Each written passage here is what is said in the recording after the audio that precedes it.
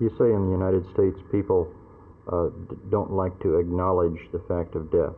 Is this true in the patient also who's about to die? Does he refuse to acknowledge this? Oh, this is true for every human being, but I think at this time and in this country, in this society, it is even more true. America is a very death-denying society. You have drive-in funeral homes where you can drive up and sign a guest book and drive off. Your dead people are embalmed and they get makeup and they are in slumber rooms and they don't even look dead. And I think one of the more pathological signs of the death-denying society are the deep-freeze societies where you deep-freeze people and promise the family at high cost to defrost them in 50 or 100 years from now when science and technology has advanced enough. To me, these are all morbid results of death-denying society. And this naturally affects the patients too. For the patient, they have a much bigger fear of death, especially if instead of allowing them to die at home in a familiar environment, they are sent to an emergency room where they are faced with interns and externs and x-ray technicians and lab technicians, and everybody is busy and preoccupied with prolonging their life, and then they get to an intensive treatment unit which can be very depersonalized and mechanized, and that makes dying much more frightening.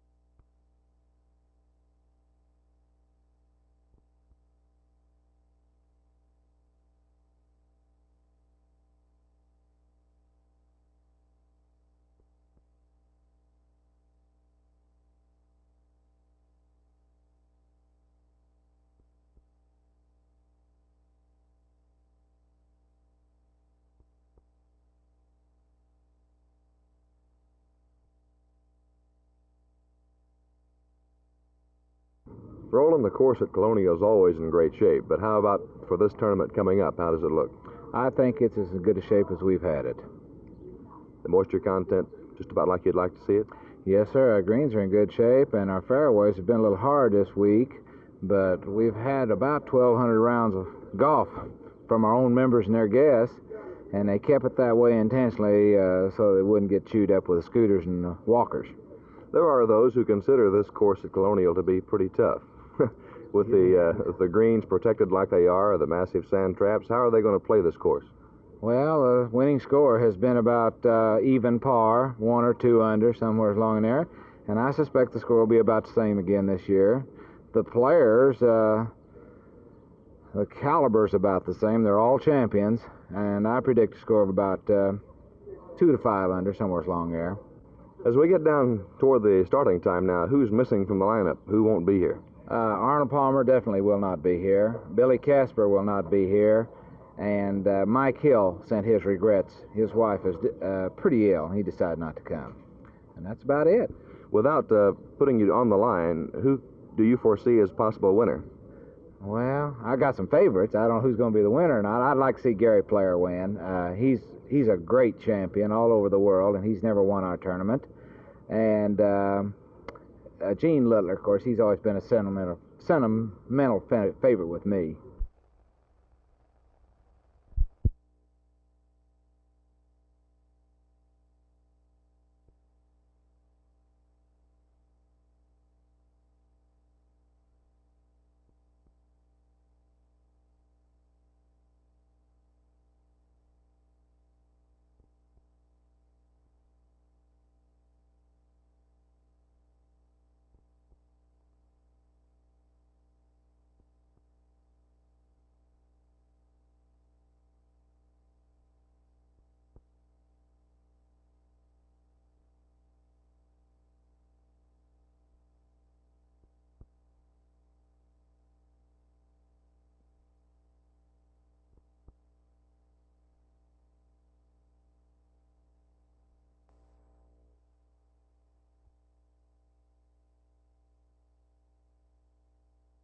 I've watched on television lots of programs that have dealt with young people who've been involved with drugs, and they all end up saying one particular thing. When they're trying to get off of drugs, they have to find other interests. They're building things, or working with clay, or sewing, or involved in writing something. And this seems to be, like I heard a couple of girls last week on television saying that the reason they got hung up on drugs is because they had nothing to do and no one to talk to and no one to relate to.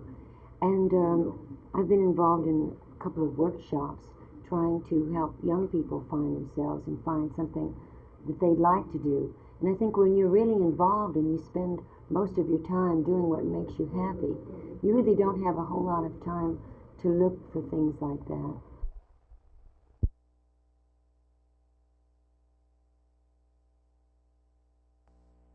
Placed our policing efforts here at the wrong spot. We've put all our efforts at the local level of getting the pushers and the ones who are selling, and I'm all for that. If the law says you shouldn't sell and people sell, they're breaking the law. But I'm told, and I've looked into it a bit, that we've invested very, very little at keeping the drugs out of the country. The people in the Customs Service, the Immigration Service, and the FBI, the Secret Service, who should be blocking the drugs coming in from France and Turkey and Mexico and Canada, are very small in numbers. And so the society, in effect, has brought the problem to the wrong spot and really hasn't controlled the influx. So I'm saying two things. First, if the law says that drugs shouldn't be here, I'm in favor of keeping them out. And then I'm also in favor of decent scientific research that'll really clarify where the bad effects are, and so that we have some decent information on which to base policy. I don't feel I have enough information.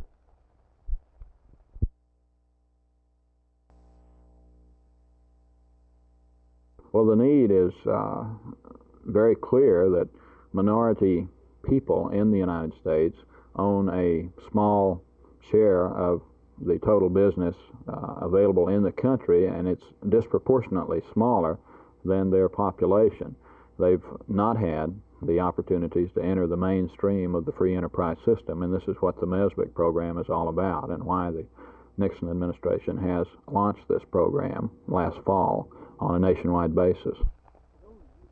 Only 3% of the nation's small businesses is owned by minorities. The rewards the Minority Enterprise Program has on a community is immeasurable. The problem now is getting big businesses to sponsor MESBICs. For Channel 8 News, this is Jess Brown.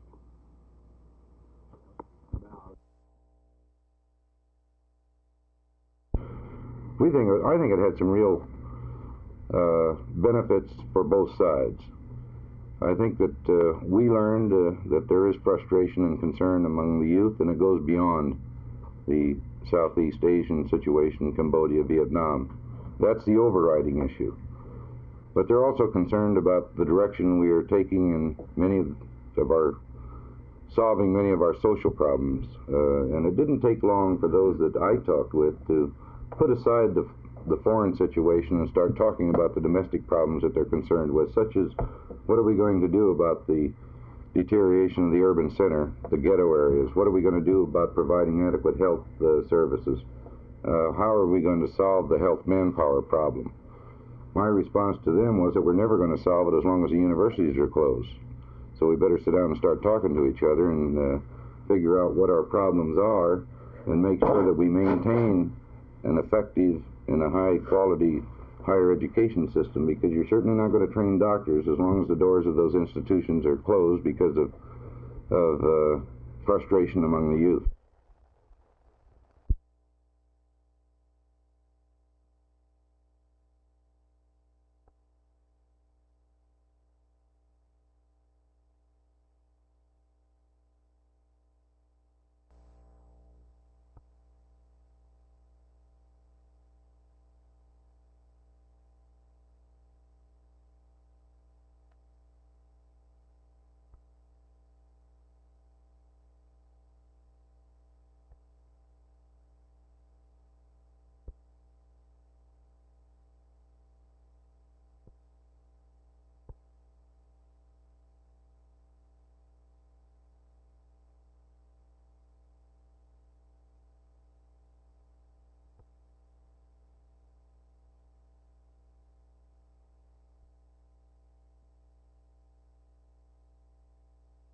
In a patient who is about to die, do you feel that it's perhaps a waste of time or unnecessarily cruel even to prolong their life, to keep treating them?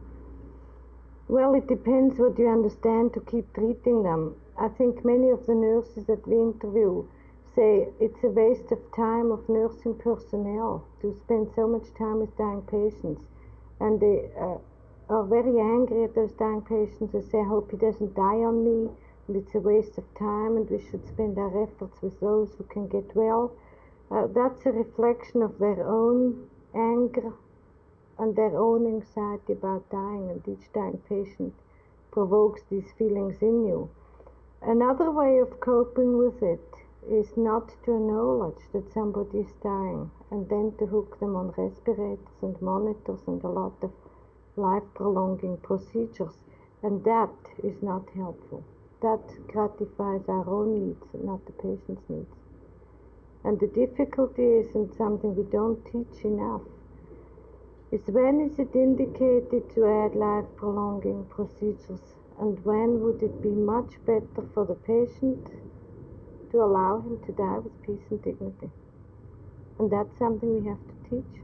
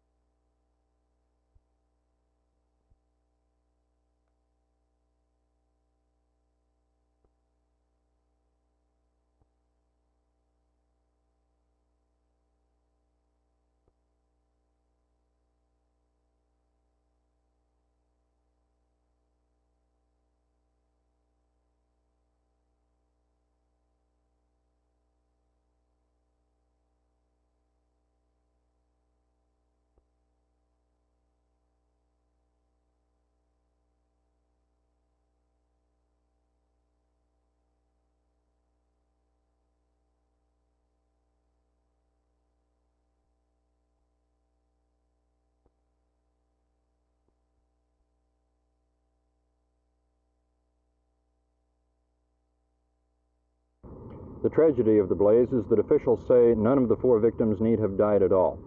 Officials are blaming the deaths, most of them anyway, on single-exit apartments where the fire was in the hallway, as it apparently was along the length of the hallway. The residents had no chance to get through their blazing doors. Some threw possessions, children, everything they could get their hands on out of second-floor windows. One young man leaped into a window through a courtyard carrying his infant nephew. The parents both died in the blaze. Fire officials will probably never know why they did not jump also. The fire, which blocked all the doors on the second floor, was a nightmare. We opened the door. We could see we couldn't get out that way. There wasn't but one way to go, and that was out the back window. In the second story, you hesitate just a little bit, but not for long. And we looked out, and there's a car. That's what we jumped on. And we no sooner hit the ground than this lady, a lady in this right next to us there, was sitting there with the window open, hollering, "Save my baby."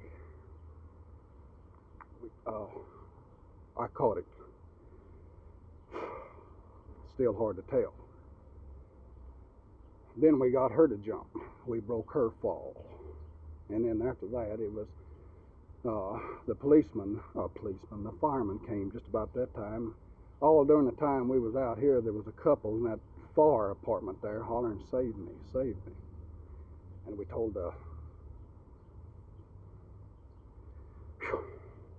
fireman where to go. And he stood there and poured water in there, and about an hour later, when they could finally get in there, I guess it seemed like an hour at least, they told us that he was still breathing, which meant that she wasn't. Dallas Fire Marshal Guy Harbert says this is just one of thousands of apartment units in Dallas that have single exits. Single exits where a fire along the hallway would block any way of getting out of the apartment.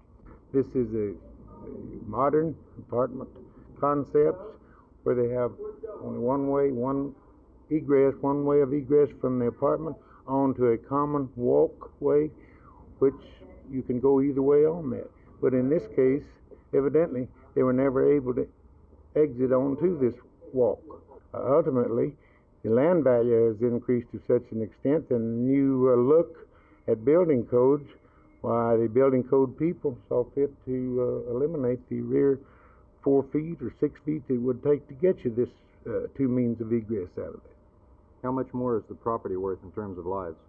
Well, I would rather not dwell with you on that. This is apparently is much more valuable because we've sacrificed lots of safety in getting into this state. What price do you put on a few extra feet of parking space? A few years ago, building codes called for rear exits at places like this. Firemen who were on the scene last night tell of seeing faces at these rear windows crying for help, faces the firemen were unable to help because there were no rear exits. This is Phil Reynolds, Channel 8 News.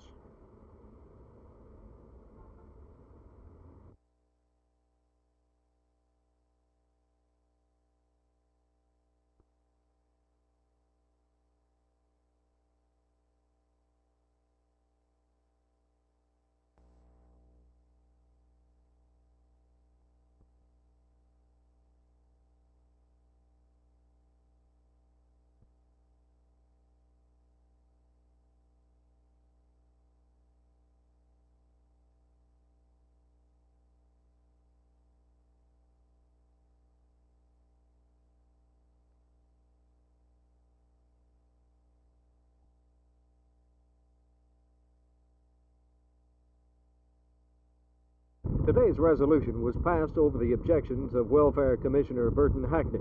The new welfare fund distribution formula for Texas nursing homes was presented by the Executive Director of the Texas Nursing Home Association, Sid Rich of Austin. The TNA plan calls for a 6% increase in cash disbursements to all nursing homes which require professional nursing staffs. All other homes, which many are just custodial homes, will receive the 6%, less a $25 per month per patient reduction in actual welfare disbursement. The $25 supplement would have to be collected from the patient's family.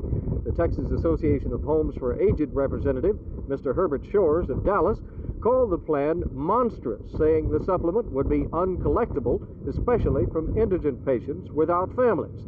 This would mean an actual decrease in funds from government agencies. Shores said this would cause the closing of many homes and possible eviction of many private patients. The resolution will be reconsidered if the plan apparently does not work. Art Sinclair, Channel 8 News, Fort Worth.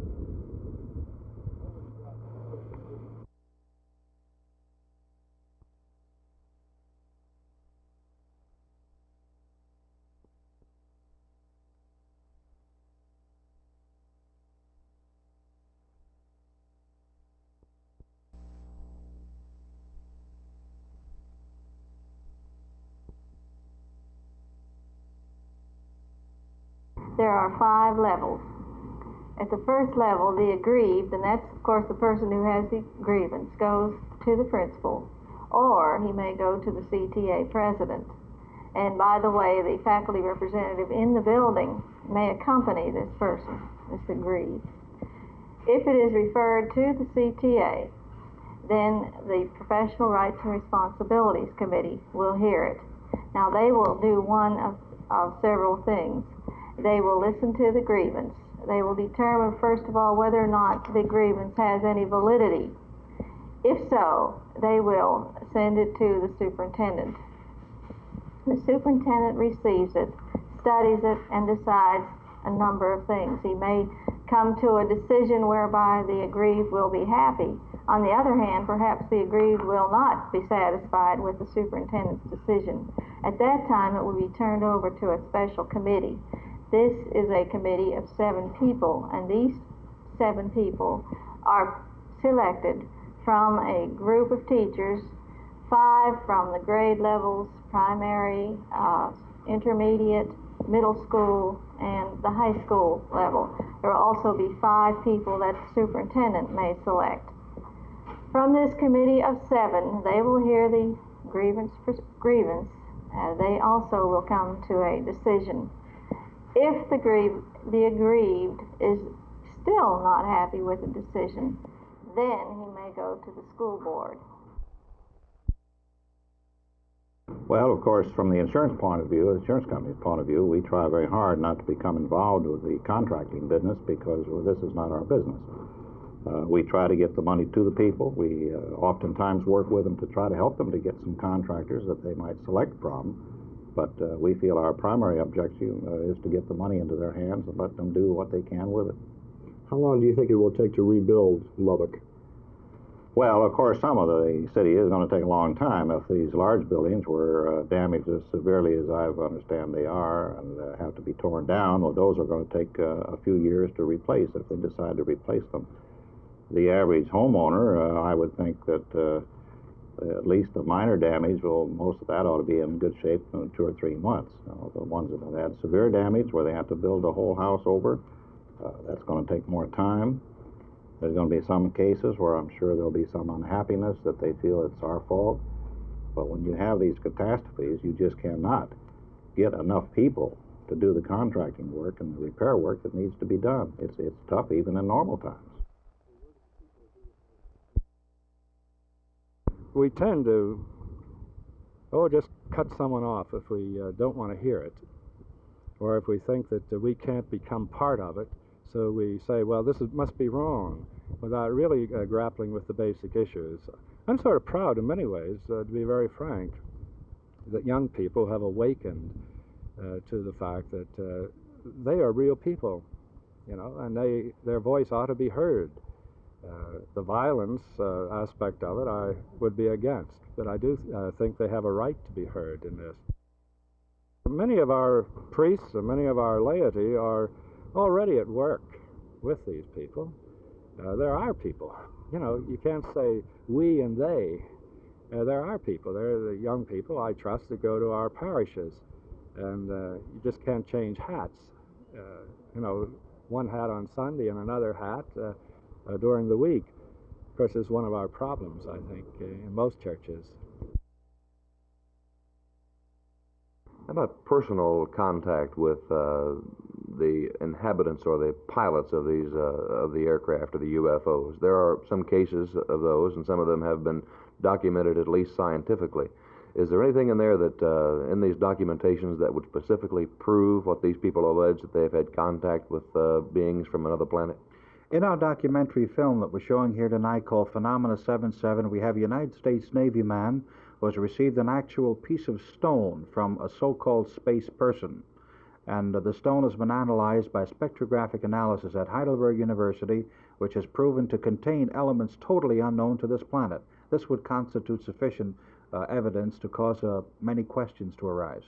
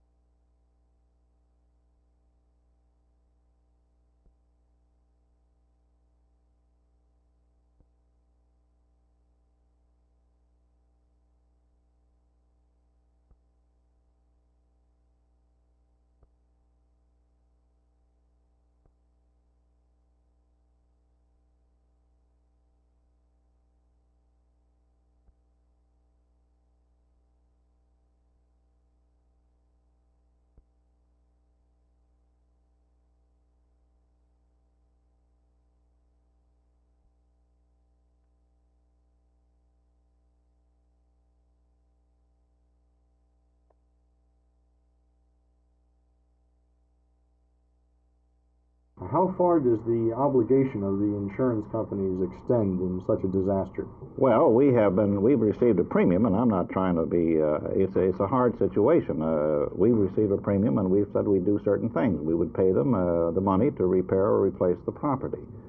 We feel that that is our basic obligation, and we're not, as insurance companies, in the contracting business. And if we were to get in that business, we'd probably find ourselves in trouble with somebody because they'd say that we were taking advantage of a situation. So we would rather keep it in independent hands.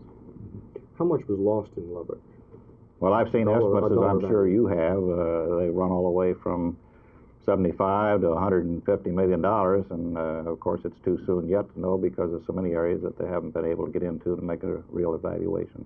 What does this do to the insurance companies, a loss of 75 to 150 million? Oh, well, of course, if we take this by other catastrophes, I think Betsy ran somewhere around, Hurricane Betsy ran about 700 million. When you have an industry of some 24 billion in assets, it's a hard blow, but it isn't going to be anything that there'd be any reason to be concerned from the financial strength of the companies.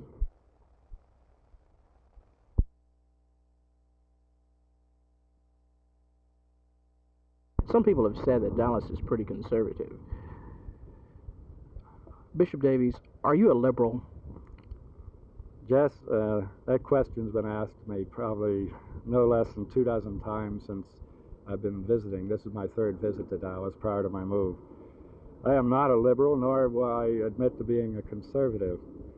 My whole approach, I think, is to try to my own life, and I would hope the lives of those with whom I work, would be try to live within the tensions which exist in our society, some of which are very conservative and some very liberal.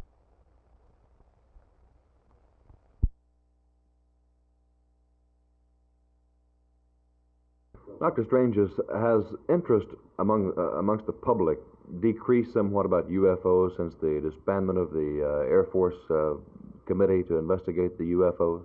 As far as our committee is concerned, no. Simply because we've had more and more inquiries from all parts of the United States since the Condon report's gone into the president. What kind of physical evidence, irreproachable evidence, is available to the public for the stand for UFOs? Well, sir, the evidence that's come into us is in the form of photographic evidence, which can be easily faked. But you have an enormous amount of signed sworn affidavits by responsible people who were present when the pictures were taken. Other evidence involves actual hardware from a UFO that exploded in West Germany that contains elements totally unknown on this planet. At approximately 12:05, there was two vehicles, one a Volkswagen bus and the other a rented U-Haul van, approached two drive-in windows simultaneously. There was one male in each truck or vehicle, and they passed a note to the teller, the drive-in teller, that put the money in the bag and did show the gun, and they complied, and then they immediately left, turned right on Carrier, and then left again and abandoned their vehicles and into another vehicle.